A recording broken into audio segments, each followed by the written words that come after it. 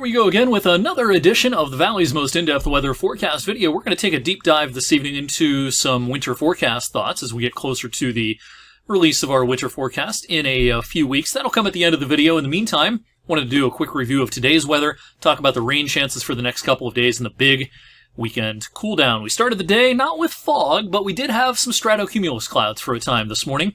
These definitely parted fairly quickly from north to south. As we got into the midday hours, into the mid-afternoon, it just turned bright and sunny in most spots. Beautiful second half of the day today. And just like every other day so far in October, it was warmer than the average today. 73 locally today, 70 in Erie, PA. Pittsburgh checked in at 72 this afternoon. Let's also check in on the latest fall foliage report.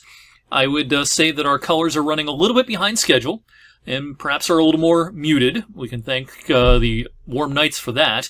But we're nearing peak colors now in the higher terrain, a couple of hours to our east, near the New York-Pennsylvania border and also down towards the extreme southern part of Pennsylvania. If you've ever traveled across the PA Turnpike, of course, very hilly terrain in southern PA.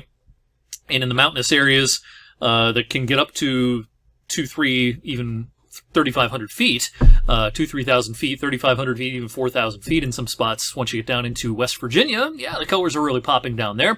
Near peak colors in a lot of interior New England. We're actually a little past peak now in parts of northern Wisconsin, in the western UP of Michigan. I think it'll look a lot different around here in about a week with the more typical fall weather that will settle in by the weekend. All right, after a clear late afternoon and early evening, some high cirrus clouds filtering in this evening. Showers across western Ohio are going to fade away as they encounter some drier air as they push east. Our model here wants to spit out a shower tomorrow morning. Not ready to buy that at this point. I think we'll be dry start to finish on our Thursday with a mix of sun and clouds. And if you thought today was warm, temperature's really off to the races tomorrow and on Friday. And even though we still have that chance of a couple of spotty showers in our Friday forecast, this is not going to be a washout on Friday. In fact, the sun will probably try to come out here and there as we go into the afternoon, allowing those temperatures to really skyrocket. Now, as we head into the evening, this is when rain chances probably start to ramp up again. And this is also when we could have a few heavy gusty thunderstorms from Louisville up towards Indianapolis, Evansville, maybe Cincinnati and Dayton. Get a heavy thunderstorm late in the day Friday into Friday evening. We have an outside chance of a thunderstorm for Friday night football here, but it's not nearly as high of a chance, I think, as some of our neighbors off to the west. This is when the big changes will be occurring. By Saturday morning, our cold front is rolling through.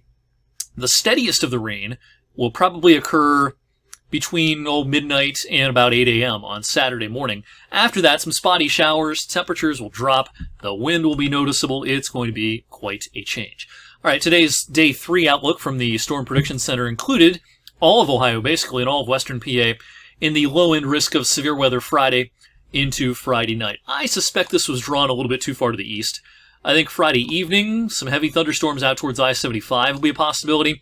As we head into Friday overnight, some of this is going to come east, of course, but I don't think the ingredients are quite as good around here for severe weather. So even though it's just a 1 on a 1 to 5 scale at this point, I kind of suspect they might trim the eastern part of this out when this becomes the Day 2 outlook overnight tonight, when most of us are asleep. All right, our Saturday forecast, big changes. The highest temperature during the daylight hour Saturday will be right at sunrise. Temperatures will drop right around sunrise, down into the mid-50s. Once they settle into the mid-50s, they'll just kind of hang out there for a lot of the day on Saturday. But we're not heading straight into winter or anything. When you look at temperatures compared to the average, you don't see any deep blues on this by the end of the weekend and early next week.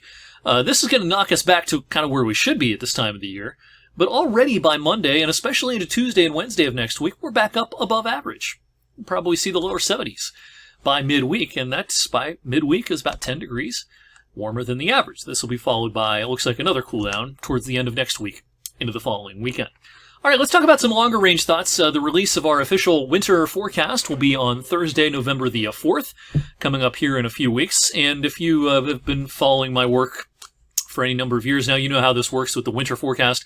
I'll do a quick 3-minute version on TV because that's all I have time to do.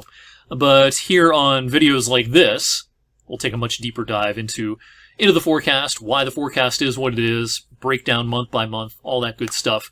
Look for that again in early November. Leading up to the official forecast release, we're going to be talking about the winter forecast and kind of what I'm starting to look at and things like that.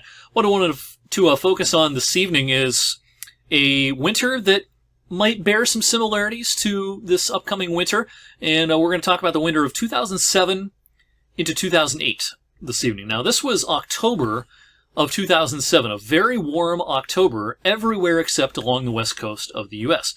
Look at this map, 2007, and then compare it to this October. Well, actually, let me I got that backwards. The first map I showed you was this October. This one is October 2007. Either way, yeah, they're very similar maps. It's been very warm east of the Rockies in October of 2021. In October of 2007, the west coast was cool.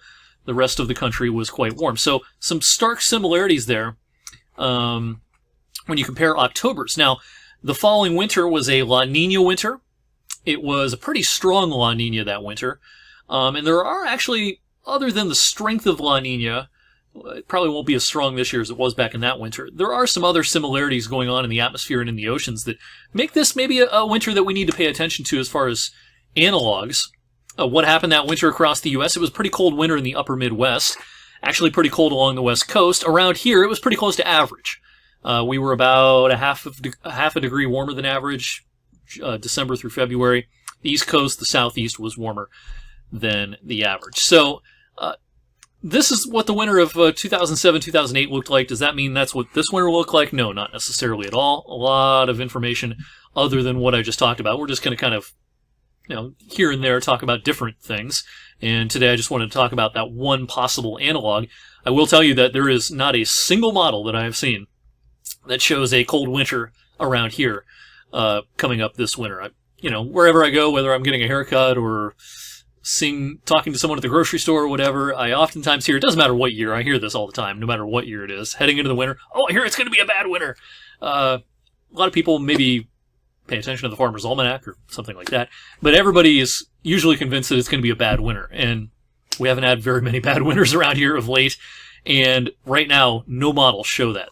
Those models could be absolutely wrong, and models are just a one piece of the puzzle, another piece, kind of what I'm talking about in this video this evening, analoging, looking at past winters that might have some similarities to this one. So look for more maps like this, a lot more information, many more analog years we're going to talk about in the next couple of weeks leading up to the winter forecast. All right, enough rambling from me tonight. Thanks for watching Weather for Weather Geeks. I'll see you back here on Thursday.